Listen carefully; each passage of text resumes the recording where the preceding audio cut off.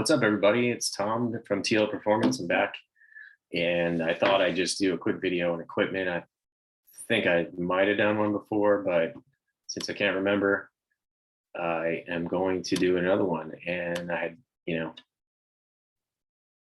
know exactly why the thought crossed my mind, but it did. I think my video got slow for a second there, got chopped. Nowadays, a lot of people are setting up home gyms, and I highly advocate this. If you have the space, and you have the emotional health to not need to be in a social location, which some people do need that. So if you are one of those people that needs to go to a class because you need to be to social and all that kind of thing, then have at it. This isn't for you. But I would definitely advocate having a home gym if you have the space and the money to do it. But speaking of money, it doesn't need to be very expensive. It really doesn't. You shouldn't spend a ton of money. And that's because you don't need a shitload of equipment. There's really only a few basics. I mean, let's go through it, not including strength training. If you're doing endurance, you don't even need to buy a treadmill or anything if you're comfortable to run outside. A treadmill is probably one of the most expensive things. Not that there's anything wrong with it. If you want one, get one. I've got a spin bike for endurance and more in my garage gym and in my studio, if you will. I spent a couple. Speaking of that, let's talk about that too. This is how my mind works. The Peloton is so popular, and those things cost as much as a treadmill, $1,200, $1,500, and you can get a really good spin bike for. It might have gone up because of inflation, but I think before that, $250 probably to $300. So if with inflation, maybe now it's like $350, like a little bit more with prices having gone up, but even still, like it's substantially less. What's the difference? It's still a great spin bike. It just doesn't have the bells and whistles that a Peloton has that you wouldn't even need anyway. But the Peloton's benefit goes back to those that need the social interaction. And if you need that and you're willing to spend money for that, then go for it. But you don't. As far as the quality of the bike and the result and what you're going to do, you can get a really good spin bike. You can go on Amazon and spend around $300. And it's a great way. It doesn't take a lot of space. You can use it for a warm up. You can use it for your endurance. And so there's that for your gym. And then you can also play a sport or an activity, which is the best one, because you definitely don't need equipment for that unless, let's say you're playing a sport like ice hockey where you would have to have a lot of equipment. But you can play a sport like soccer or basketball and you just need a ball, or hiking or something to that. There's a lot of options you can do that will help you build general health and build endurance and don't cost money. You just might have to go places and have fun doing it. And that can be, speaking of which, going back to the social part of it, that can be a great way to satisfy that socializing need, is to just play a game instead of going to a group fitness class. I would totally recommend a sport instead. It would be way better. You'd get the social aspect, you'd have some competition, you'd be building teamwork, and it would be better for you, in my opinion, than doing some of the popular classes that they offer at gyms. And it wouldn't be weight-based.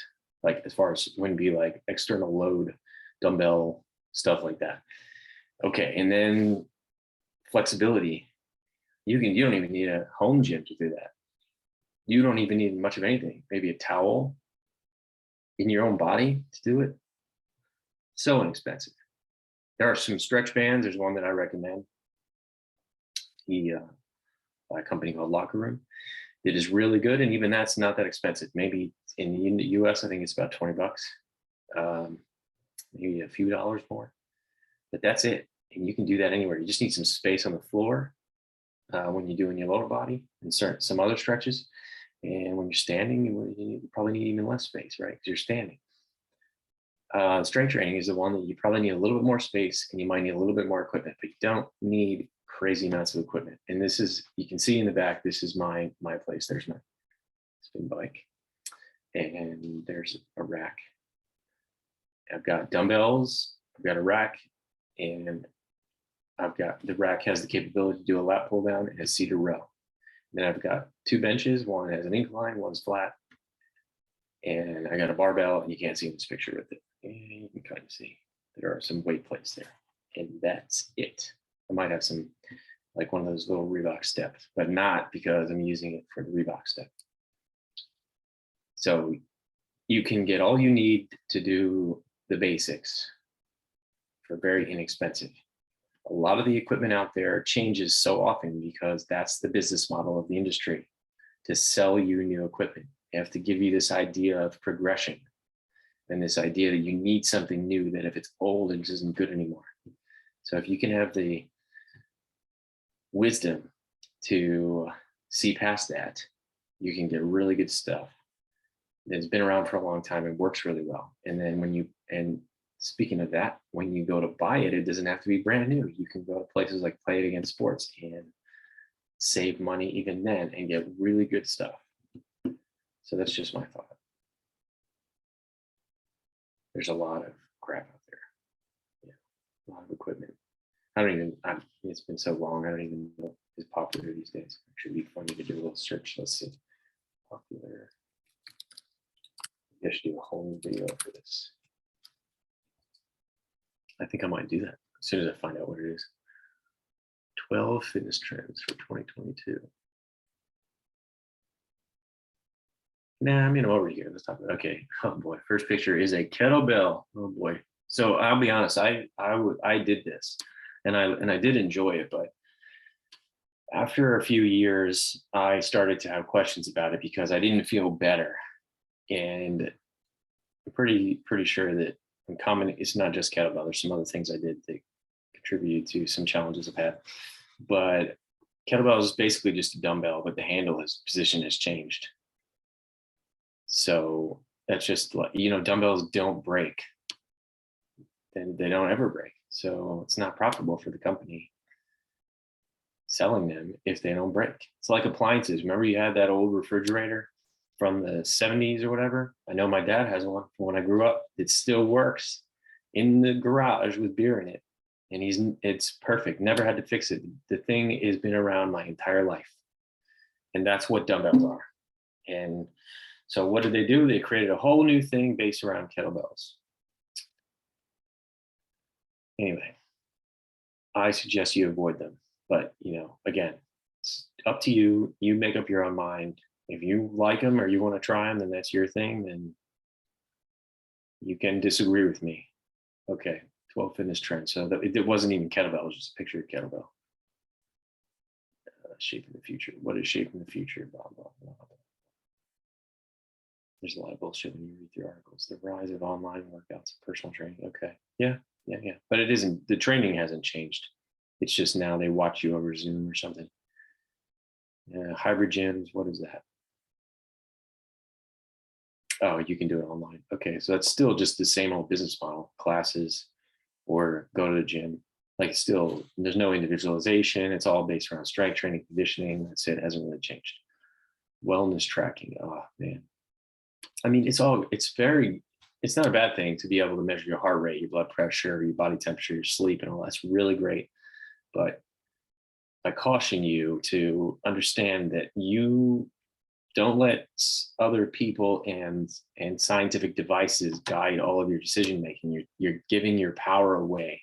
Use it as a tool, but that's all it is, a tool.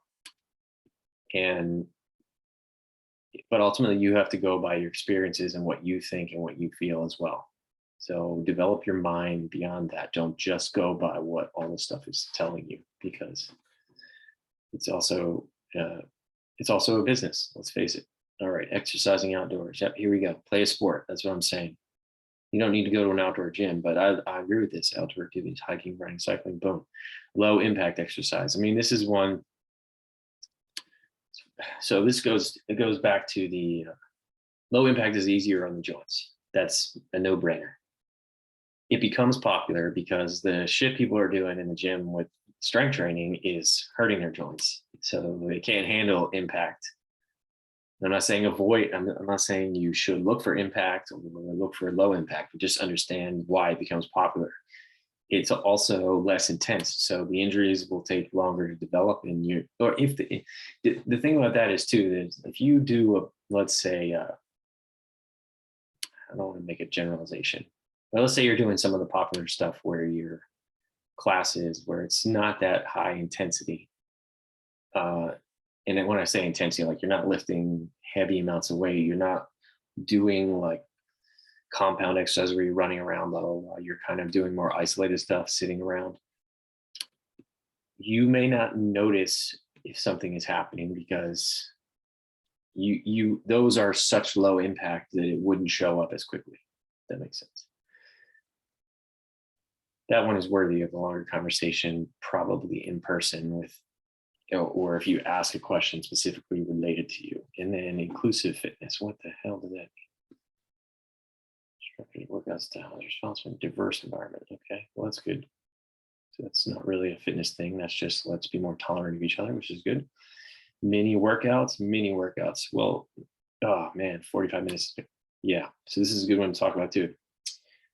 Whoever said you have to work out for 60 minutes? You want to know why they said that? Or I mean, shorter or longer or whatever. It's because they're selling a unit of time. That is the only reason. Now, that's not to say that a workout won't take an hour when you've done everything, but it doesn't necessarily have to. In fact, I can't say that for my clients when they're including other things they do that they might do in the same amount of time that isn't part of the actual like strength training session. It could take longer than that, but I wouldn't recommend that you do strength training for more than an hour. And you don't even need to do it for an hour, especially as you get older. I would do it for less. If someone is, in middle ages or older, then it probably would need to be less than that. That's just, I'm making a general statement. High intensity training, hitting yourself. Oh, it's so popular. People love hitting themselves. This has been popular for way more than 2022. This has been popular for 15, 20 years, pretty much since I started training. And there's a time and place for it, but it's a misunderstanding of, goes back to a previous video I did about working smarter, not harder. And people want to just make it harder and harder and harder and harder. And they're also so obsessed with weight loss that they're missing all the other opportunities they have to improve that would also help what they want. But let them do it. Mind, body, yep. Mental is important. Emotions are important in guiding our decisions. Outdoor personal training, okay. It's still crappy. Smart home gym, whatever that means. Oh man, isn't that the machine that LeBron James endorsed? The one where you see yourself in the mirror or something, and it's got cables. I certainly wouldn't recommend that. It's did I talk about it? It's just like the Peloton. It's like, okay, you can get a spin bike for $250. That is great. Or spend $1,200 for this Peloton where you could get